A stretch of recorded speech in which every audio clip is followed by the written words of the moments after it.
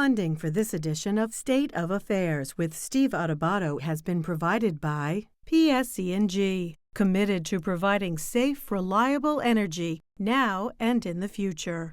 NJM Insurance Group, serving New Jersey's drivers, homeowners, and business owners for more than 100 years. RWJ Barnabas Health. Let's be healthy together.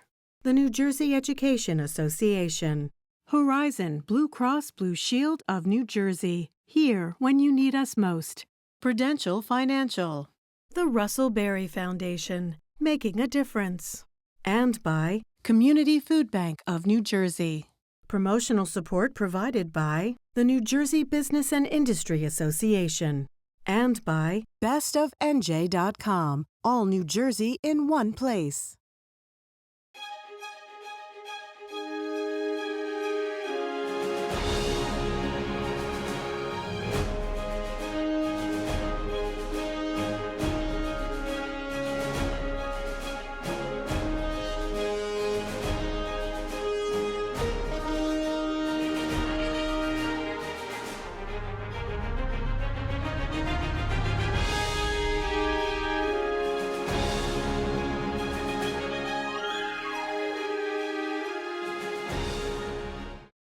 Everything, Jackie, we ever wanted or needed to know about some of New Jersey's past governors. We talked to David Wildstein for much of this program from New Jersey Globe. About whom, Jackie? Well, 3 New Jersey governors from 1947 to 1970. We have Governor Alfred Driscoll, Governor Robert Minor, and Governor Richard J. Hughes. So he's talking about each one of those. And then on the back end, we look at a 2012 interview you did with John Wefing, who wrote the book, The Life and Times of Richard J. Hughes. So we get really more in depth. You say it, see what happens? Right there. There it is. There it is. So we get more in depth about yeah. Richard Hughes on the back end. Yeah, and P.S., by way of background, Jackie, remember I told you that I did a half-hour special way back in the day with the Caucus Educational Corporation on the life and times of Richard J. Hughes? We couldn't even find it, right? Or the well, yeah, sadly, it was so old. No, yeah, we found it, but it was like the tape, the actual tape itself was damaged, and there was no way to get the footage off of it. Very sad. I know. Is that your way of saying? That's your way of saying I've been in the business too long, Jackie. Don't worry, I understand. Don't worry. You'll be in this. Many variations of tapes and digital. I got it, Jackie. Don't worry, you'll be in the seat soon enough. So here we go. So we talk about Alfred Driscoll. Now people go, so why do I need to know about Driscoll? New Jersey lives under a 1947 Constitution. Yeah, so what? Well, Driscoll was the governor when that Constitution was ratified. Why does it matter? Because before 47, the governor in New Jersey was weak. They had a weak governor who couldn't really get much done. The Constitution of 47, strong governor, line item veto. You take anything out of the budget. Legislators had nothing to say about it. The strongest governor in the nation constitutionally in New Jersey. Alfred Driscoll had a lot to do with that. Robert Minor, 44th governor. Jackie, anything about Minor that hit you in that interview with Wildstein? You know, he really was well known for the infrastructure and development that he did around the state. But I thought, too, something that we didn't hit upon is that he was in the military as well, which I think is significant. And, you know, his religion really did play a big role in his governorship and what he wanted to do during the time that he was governor. That's interesting, because I never even thought about the religion piece of that. People forget, when they talk about John F. Kennedy in 1960, never had a Catholic president of the United States. His Catholicism was a big issue. Would you be loyal to the Pope or to the Constitution? So Robert Minor, a religion issue there, but also with Richard J. Hughes, talk about religion. Well, yeah, at one point, he wanted to be a Roman Catholic priest, right? I read that as well. Yeah, that I saw talk that about separation of church and state, Jackie. That's not separating church. Maybe it wasn't as important back then as it is today. But it's a big deal. It is a big deal. And Richard Hughes and I was honored to interview the governor, the late governor and former Chief Justice of the Supreme Court, and John Wefing talks about that as well. Jackie, we just setting it all up right now? Yeah, we're just setting up this really important half hour talking about 3 New Jersey governors who really mattered, and we should remember for various different reasons that David Wildstein helps us. And Jackie, the interview with John Wefing from 2012, back then they did have videotape that you can restore, just confirming that. We have that one on digital, Steve. Don't worry. Let's check out 3 extraordinary, important governors of New Jersey. We're now joined by New Jersey's iconic political historian, David Wildstein, editor of New Jersey Globe. Check out their website, find out everything you need to know about politics in the state. Good to see you, David. Hey, Steve, how are you? Doing great. Hey, listen, you've joined us on Remember Them Before. Today, we remember 3 very significant New Jersey governors. Alfred Driscoll, 43rd governor of the state. Robert B. Minor, Governor Minor, 44th. And finally, the 45th, Richard J. Hughes. Let's start with Alfred Driscoll. What made Alfred Driscoll, served from 47 to 54, a very memorable governor of the state? So he was the architect of the modern day New Jersey Constitution. New Jersey had a constitution. 1947? Yeah, 1947. I mean, the other constitution had been done in the early 1800s. It was outdated. New Jersey had a weak governor. Governor served a 3-year term, and they were not allowed to succeed themselves. Driscoll wanted a strong governor, and he wanted a governor to be able to serve 2 4-year terms. So he called a constitutional convention, and you know that's a risky thing when you get a bunch of people in and everybody's got an interest. But these were men of gravitas. I say men because there were no women. There were delegates in 1947. But these men got together and they created a document that the state governs by now that has the strongest governor in the United States, the strongest legislative leaders in the United States, and the strongest Chief Justice of a Supreme Court. And that was all due to Governor Driscoll. So let's be clear. Several things about the 1947 Constitution, but one of them was governor would serve a 4-year term. The governor could run for re-election if he or she chose to.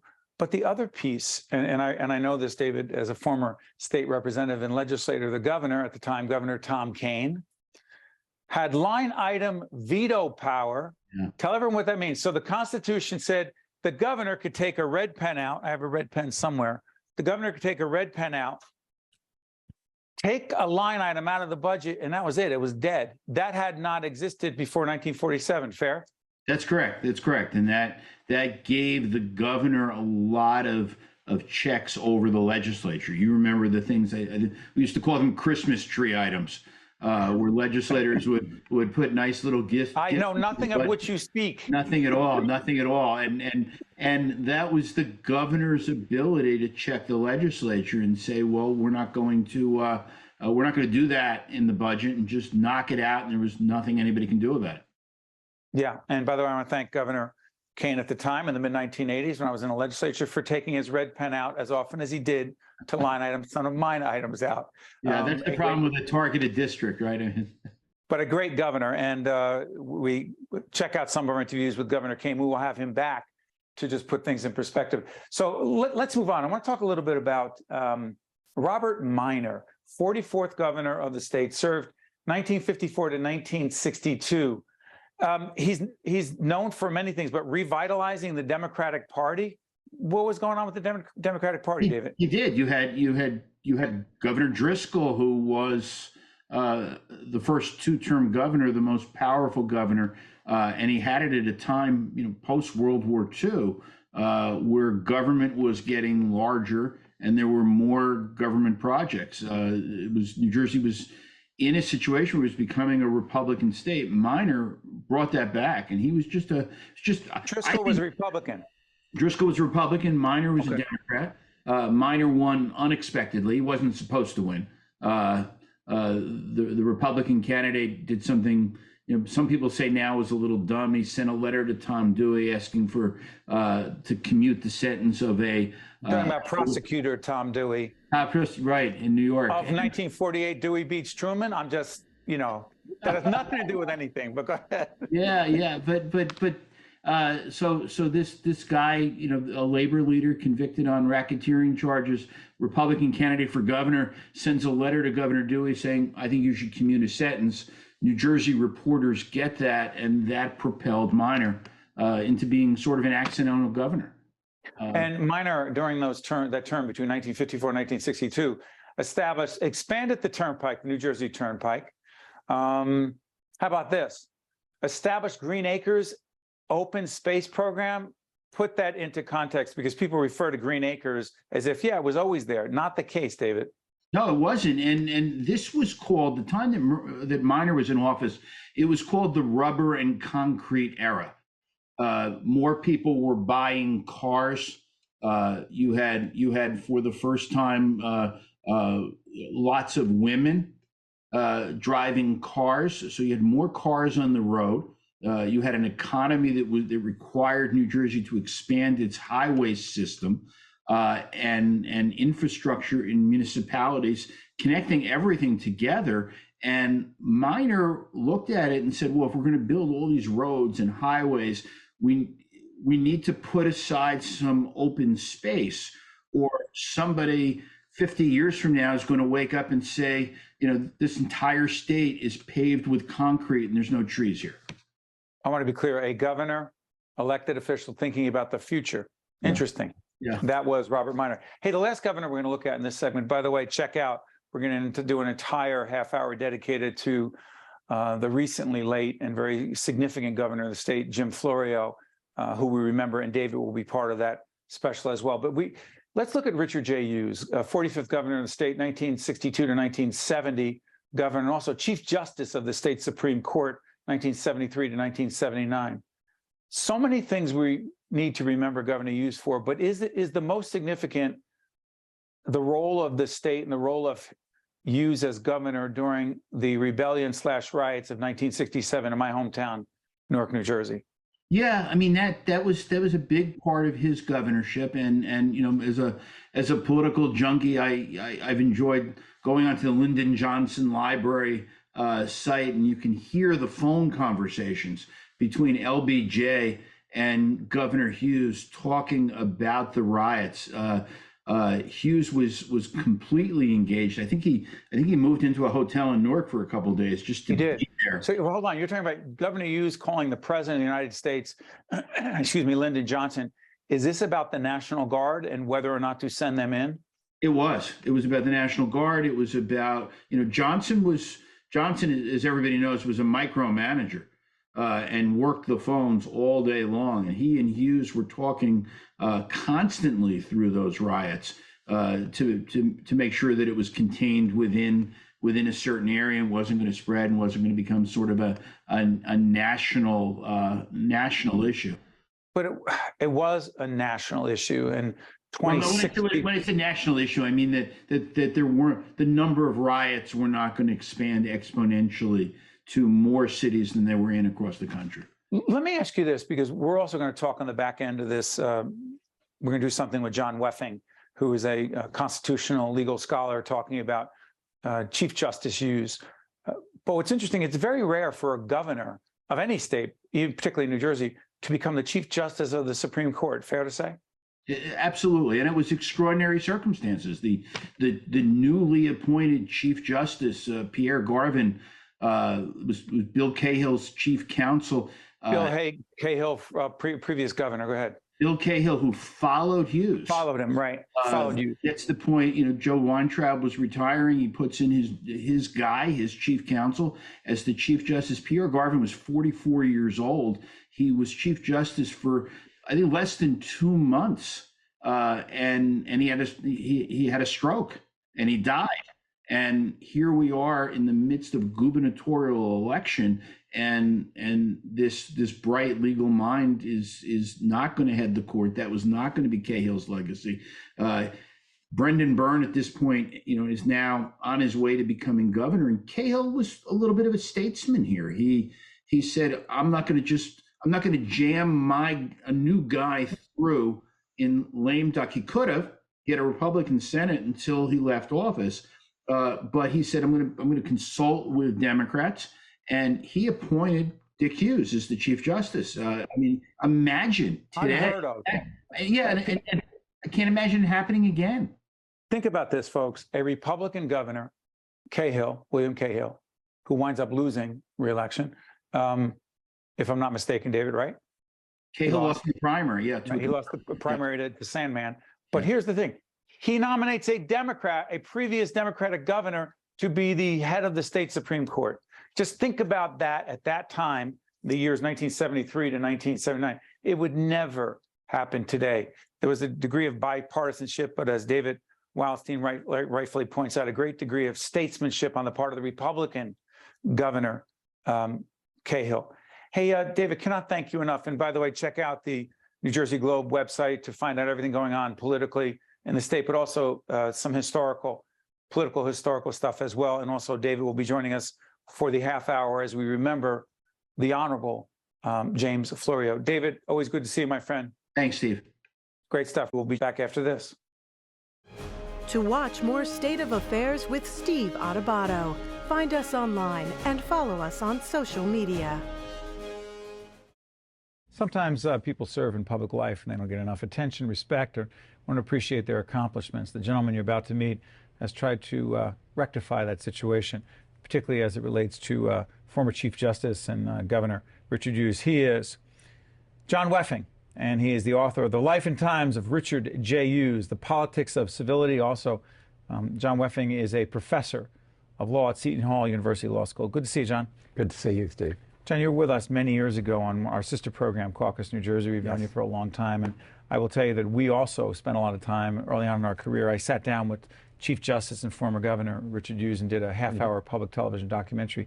Found him to be an amazing guy. What is the most significant thing that you found about the Governor and the Chief Justice that we should know? Well, I think it was his incredible ability to do so many different things and to treat everyone with great respect. The subtitle of the book is The Politics of Civility. And I think today, when we have are so lacking in civility in our political life, that he stands as a beacon of someone who could get along. One of his, you might think, a rival who was the president of the Senate, who was a Republican during part of Hughes's term, refers to him as his hero in politics. He just was able to cross party lines because he was such a warm and outgoing person. And he enjoyed meeting people. And he had an incredible memory for names. And everybody knew that when he gave his word, he meant it. And he stood up for so many principles of devotion, both to his religion, to his Democratic Party. He was just a terrific guy.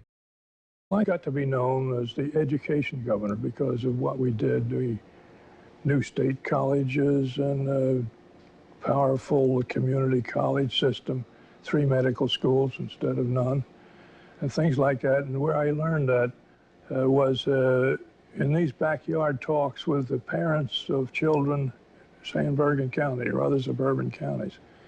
I went there in my ignorance thinking that the top public issue was law enforcement or transportation. It wasn't at all. All the people cared about was education, College of Medicine and Dentistry. Quarreled with people about slum eradication and various things put up by a lot of the black population in Newark. And actually the professionals wanted very much to have that College of Medicine and Dentistry established in Summit or some nice, comfortable suburban town. But I felt that it belonged right in the heart of Newark. When I talked to Richard Hughes, one of the things that struck me, several things. First of all, his wife Betty was a big influence, right?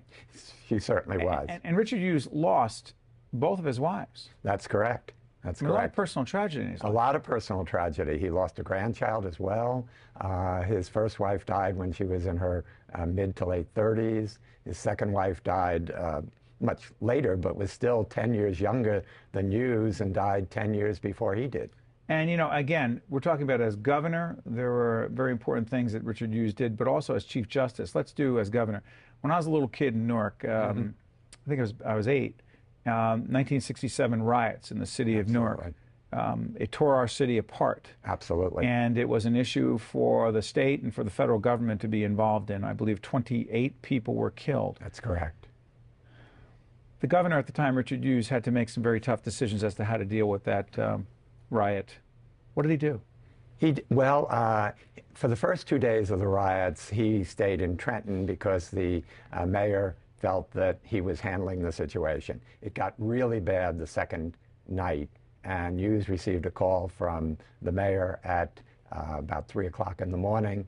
Hughes immediately, in response to the need expressed by the mayor, sent in the state troopers, and he himself went into the city and was right in took over command, really, of the situation. And unfortunately, it was already pretty bad at that time.